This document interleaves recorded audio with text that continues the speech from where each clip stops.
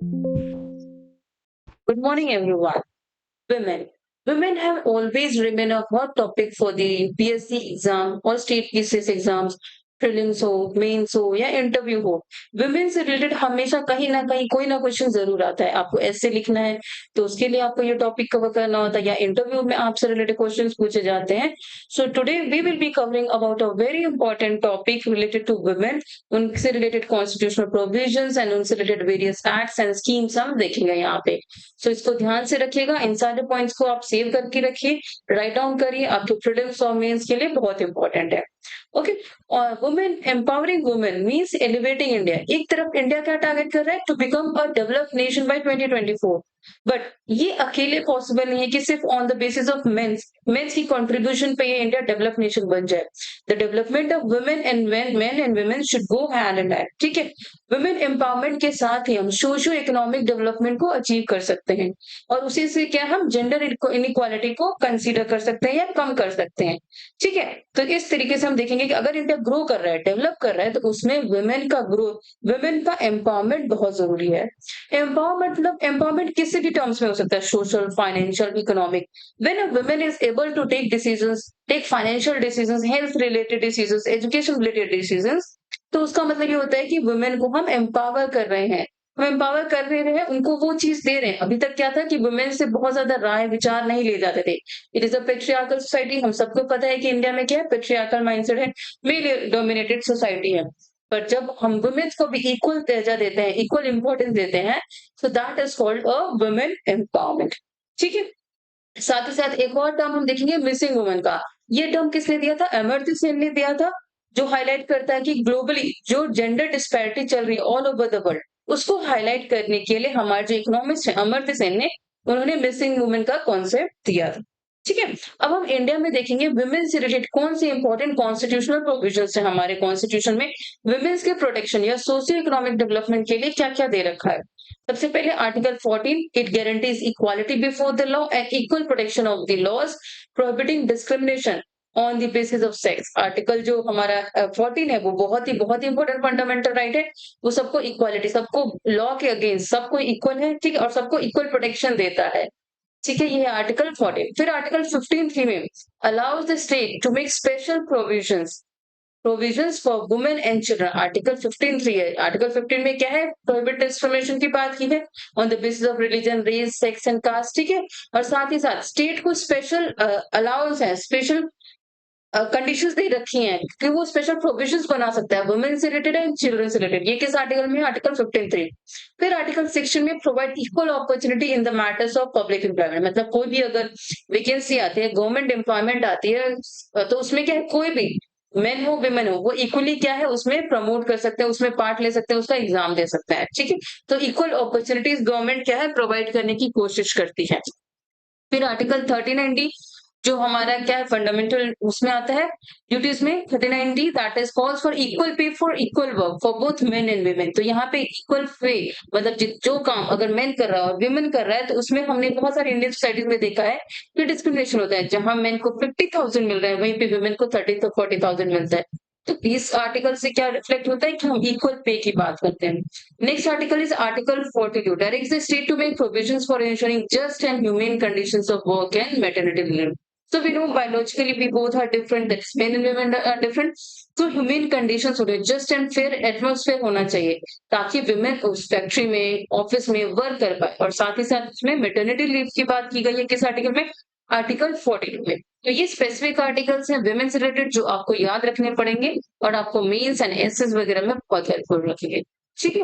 अब हम देखेंगे गवर्नमेंट क्या बहुत सारी स्कीम चलाती है इंडिया में, जैसे कि जिससे क्या है, वुमेन्स इक्वालिटी को प्रमोट करते हैं, वुमेन एजुकेशन को, वुमेन को स्किल करने की बात करते हैं। तो वो सारे स्कीम्स हैं, उनको हम एक बार देख लेते हैं कौन कौन से इंपॉर्टेंट। जैसे यहाँ पे कुछ इमेजेस है, राष्ट्रीय महिला कोष, उज्ज्वला योजना, प्रधानमंत्री मातृ वंदना, बेटी बचाओ बेटी, ठीक है। तो ये कुछ और इम्पोर्टेंट आर्टिकल्स है, स्कीम्स है जो चल रहे हैं। जैसे पहला है प्रधानमंत्री मुद्रा योजना।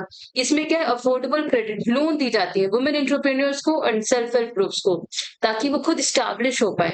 सेल्फ हेल्प ग्रुप्स एक बहुत इंपॉर्टेंट रोल प्ले कर रहा है हमारे इंडिया में, जो वुमेन्स को फाइनेंशियली स्टेबल बना रहा है, फाइनेंशियल सिक्योरिटी दे रहा है at a local ground level, village level पे।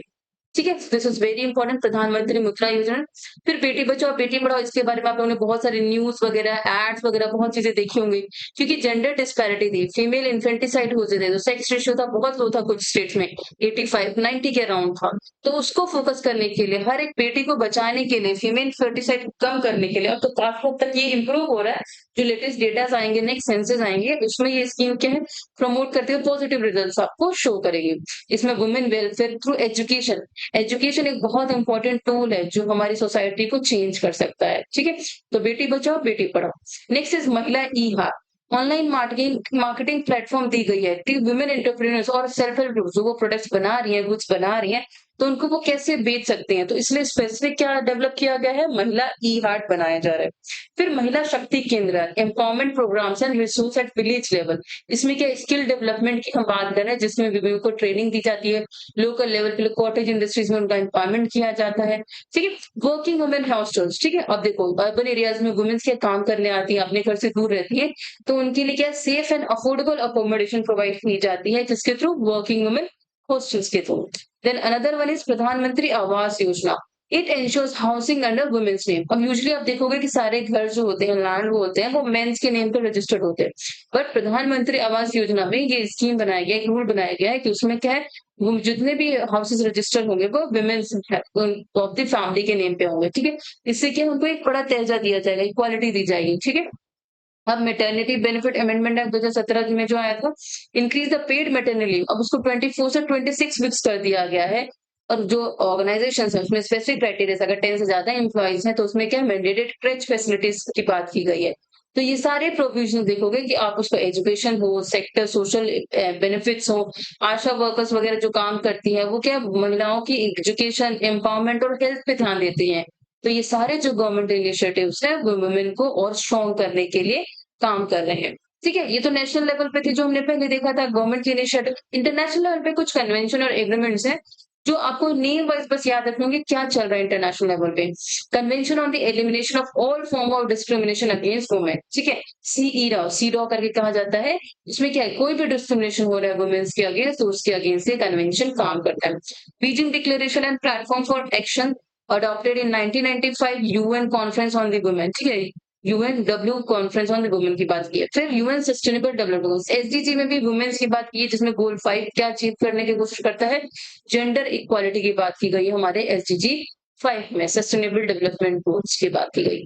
ठीक है, चलिए ये तो हो गए इंटरनेशनल। अब देखते हैं कि इंडिया में कौन सी चीजें हैं जो हमारे इकोनॉमिक ग्रोथ को, वुमेन्स की सोशियो इकोनॉमिक ग्रोथ को रोकती हैं, हिंडर करती हैं। ठीक है, पहला है entrance social norms and the patriarchal mindset. ठीक है, एक तो पेट्रियार्कल माइंडसेट की हमने बात की थी, जो सोशल नॉर्म्स है उसमें विमेन को एक अलग कैटेगरी से देखा जाता है, लोअर स्ट्रेटा में देखा जाता है, पेट्रियार्कल मेन को क्या हाई लेवल पे देखा जाता है, हाई माइंडसेट के साथ देखा जाता है। तो ये एक बेसिक फाउंडेशन जो शुरुआत से मेन और वुमेन में इनकलकेट की जाती है, हमारी सोसाइटी में इनकलकेट की जा रही है, बट अब जो सोसाइटी चेंज हो रही है, अपकमिंग सेंचुरीज डिकेड्स में क्या है, ये माइंडसेट जो है अब चेंज हो रहा है। ठीक है, फिर लो लेबर फोर्स पार्टिसिपेशन, अब हम देखेंगे कि जो फॉर्मलाइज सेक्टर है या वर्किंग सेक्टर्स है उसमें वुमेन का पार्टिसिपेशन है काफी लो है, अराउंड 35% ही वुमेन्स का पार्टिसिपेशन होता है, बाकी क्या है मेन्स का पार्टिसिपेशन होता है लेबर फोर्स में।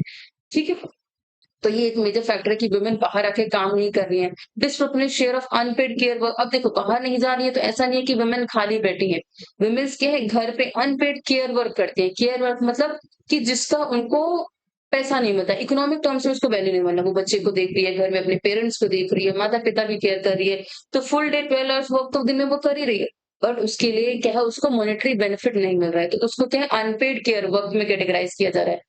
तो उस चीज को हम आजकल क्या है उसको वैल्यू करने की कोशिश करेंगे कि उसको भी आप तवज्जो दो। ठीक है, नेक्स्ट जेंडर पे गैप, मैंने पहले बताया कि एक सेम रैंक पे अगर कहीं मेल एम्प्लॉयड है और फीमेल एम्प्लॉयड है तो उनके पे गैप में काफी डिफरेंस होता है, तो उससे उनकी फाइनेंशियल सिक्योरिटी को भी वो हैंडल करता है, उसकी इकोनॉमिक और सोशल ग्रोथ को भी इम्पैक्ट करेगा।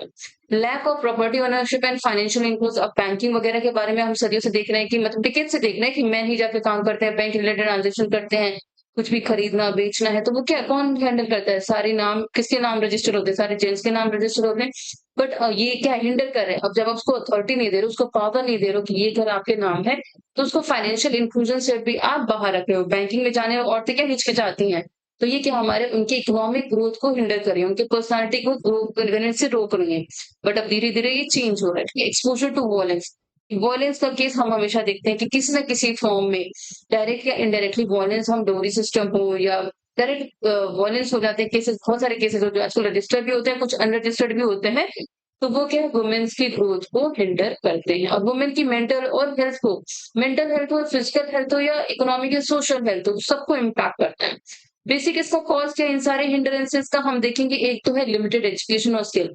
विमेन्स क्या है, शुरुआती दौर में एजुकेशन लिमिटेड होता था। मेंस के पास ही मेंस बाहर जाते थे, पढ़ाई करते थे, अर्न करते थे। इसी वजह से विमेन क्या है, अब पीछे रह गई हैं। बट ये चीज़ अब धीरे-धीरे सी चेंज होगी, है ना? हम पॉजिटिव एनवायरनमेंट की तरफ बढ़ रहे हैं, ग्रोथ की तरफ बढ़ रहे हैं, डेवलप्ड नेशन की तरफ बढ़ रहे हैं, तो it's important to make women educated, ठीक है? लिमिटेड पॉलिटिकल पार्टिसिपेशन हम देखेंगे कि वुमेन का पार्टिसिपेशन क्या है? लिमिटेड है, सिर्फ 13 टू 14% वुमेन ही क्या है हमारी लोकसभा या राज्यसभा में एज़ एन एमपी सेलेक्टेड है। तो इसका प्रोपोर्शन जब हम बढ़ाएँगे मेल डोमिनेटेड सोसाइटी में, अगर वुमेन्स का प्रोपोर्शन पॉलिटिकल लैंडस्केप पे दिखेगा, तो वो ओवरऑल इकोनॉमी को रिफ्लेक्ट करेगा। जैसे हमारी प्रेसिडेंट अब कौन है? हमारी द्रौपदी मुर्मू को सिलेक्ट किया गया। वो बहुत ही फॉरवर्डिंग लुकिंग स्टेप था कि हमारे प्रेसिडेंट को एक शेड्यूल ट्राइब, एक अलग कम्युनिटी से हम उठा के उनको लाए हैं और वो उन्होंने ग्रो किया है। वो एक मिसाल बन गई है हमारे पूरी इंडिया के लिए, सारी वुमेन्स के लिए। ठीक है?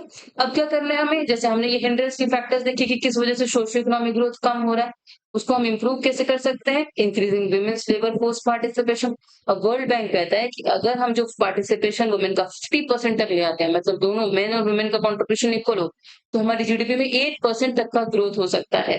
ठीक है? तो इस चीज़ के ऊपर गवर्नमेंट फोकस कर रही है, काफ़ी स्कीम्स चल रहा है, पीएम उज्ज्वला, उड़ान स्कीम, जन धन योजना और आधार लिंक स्कीम्स, ये सब स्कीम चला जा रहे हैं।